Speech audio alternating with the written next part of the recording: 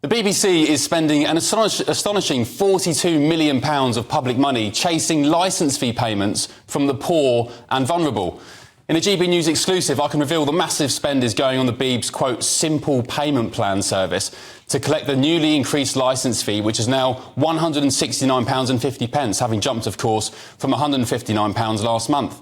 Details of the contract have been published in a tender which makes clear how the BBC will target SKINT households who aren't paying up. It says, the simple payment plan provides a payment scheme for a selected group of customers that is simple, affordable and flexible. To deliver against these key features, the plan has been designed to, quote, target low-income households to help increase revenue income and reduce both first-time prosecutions and repeat offending. It adds, it will also allow customers to spread their payments over the 12-month term of their licence. Whichever firm wins the contract will have responsibility to collect the fee and make sure it's paid by threatening fines and bailiffs. One GBNews viewer, an 84-year-old woman, got in touch with us after receiving what she described as frightening letters from the BBC, pressuring her to sign up for the new payment plan.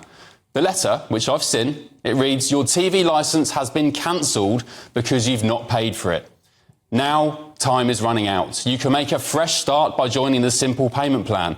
But if we don't hear from you as soon as possible, we'll pass your details to one of our enforcement teams.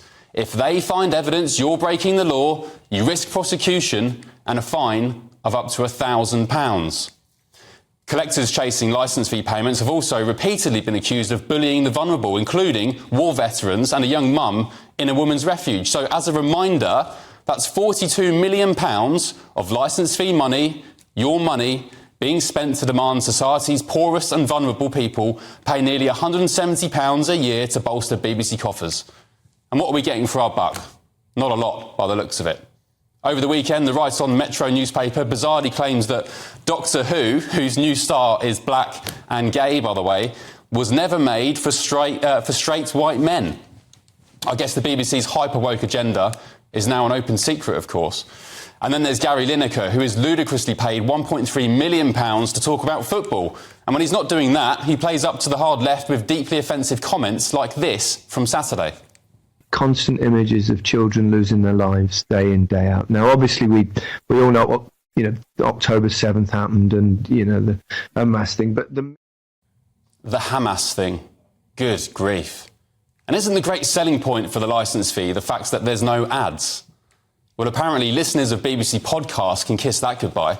The Beeb have plans now to include ads on their programmes when they're streamed via third-party platforms such as Spotify and Apple. 20 media organisations have written to the Culture Secretary to demand it doesn't go ahead, including the production company owned by, guess who? Yep, Gary Lineker.